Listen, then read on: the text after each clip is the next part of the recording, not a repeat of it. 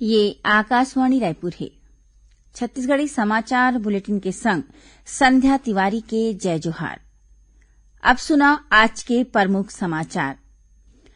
केंद्र सरकार हा तीनों कृषि कानून मन ल निरस्त करे के अधिसूचना राजपत्र में प्रकाशन बर जारी करीन।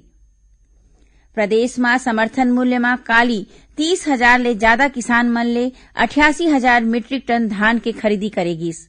मुख्यमंत्री हा अधिकारी मन ल धान खरीदी केंद्र के जायजा लेके दिन निर्देश। अउ जवाद तूफान के सेती दक्षिण छत्तीसगढ़ के कुछ एक जगह में वर्षा होए के संभावना है। मौसम विभाग हा किसान मन ल सलाह दे है कि धान के फसल ल काट के सुरक्षित जगह राखें। अब समाचार विस्तार ले।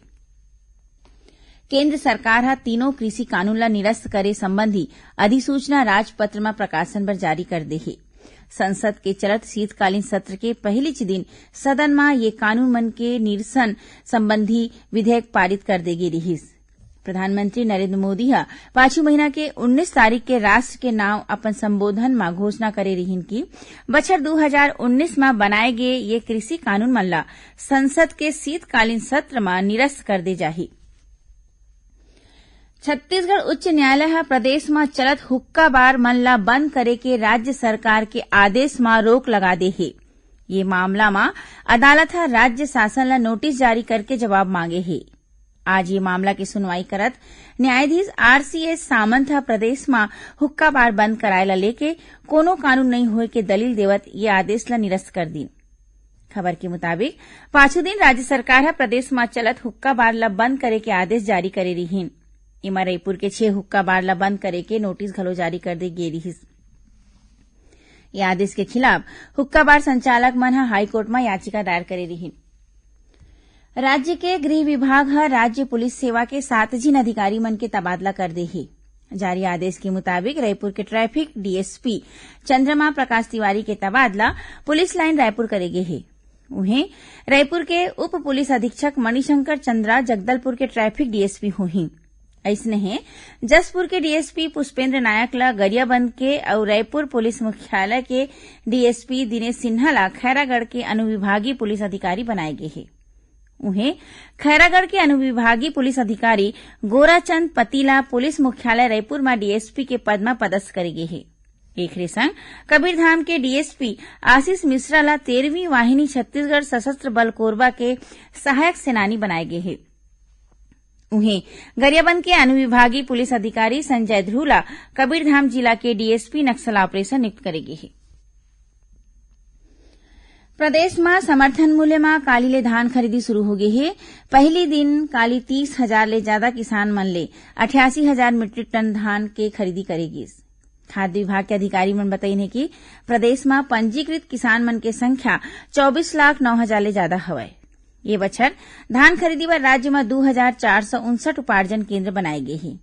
यही बीच मुख्यमंत्री भूपेश बघेल राज्य शासन के जम्मो बड़का अधिकारी मन ला सहकारी समिति और धान उपार्जन केंद्र के सरलग दौरा करके किसान मन ले सहूलियत बर केंद्र में करे के व्यवस्था के जायजा लेके निर्देश दी। मुख्यमंत्री कही कि धान खरीदी सबले बड़े काम हरे। किसान मन ला धान बेचे में कोनो प्रकार के परेशानी झन होए एकर पूरा ध्यान राखे जाए। उन्हें मुंगेली में काली खाद्य सचिव और कलेक्टर उपार्जन केंद्र के निरीक्षण करी। ये दौरान ओमन संबंधित अधिकारी मन ला धान खरीदी के संबंध में जारी निर्देश के पालन करे और धान बेचे बर अवैया किसान मन ला कोरोना टीका लगाए बर कही। छत्तीसगढ़ी समाचार बुलेटिन आप मन आकाशवाणी रायपुर ले सुनत हो। छत्तीसगढ़ के खबर ले है आपके वास्ता और खबर के विश्वसनीयता ले है हमार वास्ता। आकाशवाणी समाचार रायपुर के प्रादेशिक समाचार बुलेटिन के संगे संग हमार समसामयिक कार्यक्रम आप रेडियो के संग अपन मोबाइल में घलो सुन सकत हो। आकाशवाणी समाचार फेसबुक, ट्विटर और यूट्यूब में घलो हावय।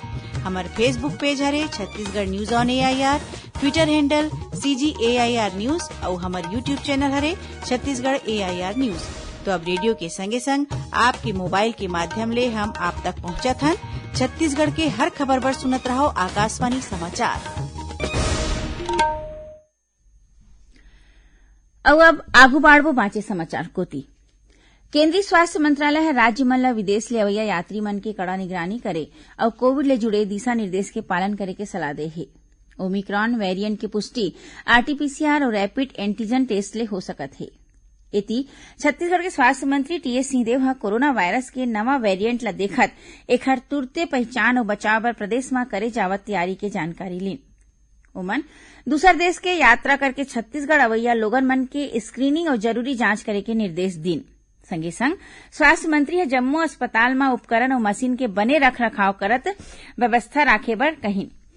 इही बीच देश ह कोविड रोधी टीकाकरण अभियान में 125 करोड़ के आंकड़ा ला पार कर ले हे। इति छत्तीसगढ़ में कोरोना ले बचाव बर अब तक 2,72,71,000 ले ज्यादा टीका लगाए गए हे। इति कोरिया कलेक्टर श्याम धावड़े ह जिला के पटना स्थित कोविड वैक्सीनेशन सेंटर पहुंचिन, जिहां ओमन टीका लगवाए बर आवत लोगन मन ला सहयोग बर धन्यवाद दीन।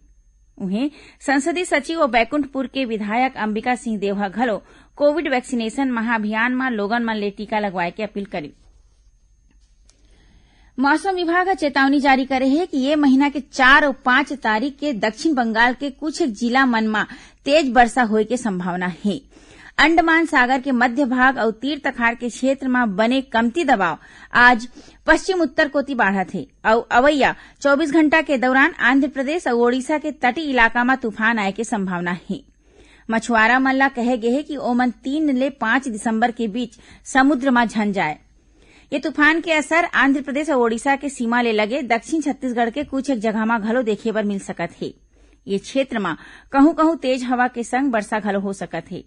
मौसम विभाग किसान मन ला सलाह दे कि मौसम खराब होए ले पहली धान के फसल काट ले और ओला सुरक्षित जगह रखें। यही बीच मौसम में बदलाव ला देखत दक्षिण पूर्व मध्य रेलवे हा कुछ एक ट्रेन के अवई जवई रद्द कर दे हे। एमा कोरबा विशाखापट्टनम एक्सप्रेस, दुर्ग पुरी एक्सप्रेस और पुरी अहमदाबाद एक्सप्रेस शामिल हवय। दंतेवाड़ा जिला में 2 झिन माओवादी मन हा आत्मसमर्पण करे हे। ये माओवादी मन ऊपर 5-5 लाख रुपया के नाम घोषित रहिस, जेमा एक झिन माई लोगिन माओवादी घलो शामिल हे। पुलिस के मुताबिक ये दोनों माओवादी पामेड़ एरिया कमेटी के सदस्य हरे। यही जिला में एक झिन दूसर माओवादी है पुलिस के आगू आत्मसमर्पण कर दे हे। ये माओवादी जनताना सरकार के उपाध्यक्ष बताए जावत हे। खबर के मुताबिक जिला में चलाए जावत माओवादी उन्मूलन अभियान के तहत अब तक 117 इनामी समेत 457 माओवादी मन आत्मसमर्पण करे हे। स्वास्थ्य मंत्री टीएस सिंहदेव रायपुर के शासकीय आयुर्वेदिक कॉलेज के रिक्त शैक्षणिक पद मन में नियमित भर्ती के निर्देश दे हे। श्री सिंहदेव काली आयुर्वेदिक कॉलेज के स्वशासी कार्यकारिणी समिति के बैठका के अध्यक्षता करी। बैठका में ओमन कहिने कि कॉलेज में 1 महीना के भीतर ई लाइब्रेरी के सुविधा छात्र मन बर शुरू करे जाए। संगे संग कोरोना के सेती छात्रावास बंद रहे के बेरा में छात्रावास शुल्क विद्यार्थी मन ला वापिस करे के प्रस्ताव में घलो स्वास्थ्य मंत्री हा अपन मंजूरी दी।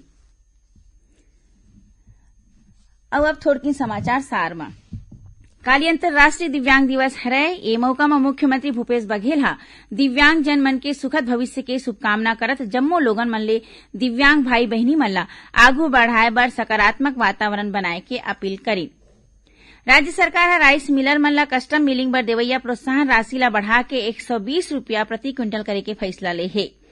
बिलासपुर कलेक्टर सारांश मित्तर हा काली प्रधानमंत्री फसल बीमा जागरूकता रथ ला हरियर झंडा दिखा के रवाना करीन और जगदलपुर में आने पद मन में भर्ती बर 6 दिसंबर के प्लेसमेंट कैंप के आयोजन करे जाही। आखिर में प्रमुख समाचार एक घाव फेर।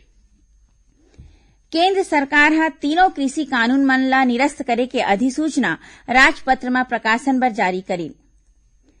प्रदेश में समर्थन मूल्य में काली 30,000 ले ज्यादा किसान मन ले 88,000 मीट्रिक टन धान के खरीदी करेगिस। मुख्यमंत्री हा अधिकारी मन ला धान खरीदी केंद्र के जायजा लेके दिन निर्देश। जवाद तूफान के सेती दक्षिण छत्तीसगढ़ के कुछ एक जगह में वर्षा होए के संभावना है। मौसम विभाग हा किसान मन ला सलाह दे कि धान के फसल ला काट के सुरक्षित जगह राखें। एक संग छत्तीसगढ़ी समाचार बुलेटिन यहीं सिरावत है। जय जोहार।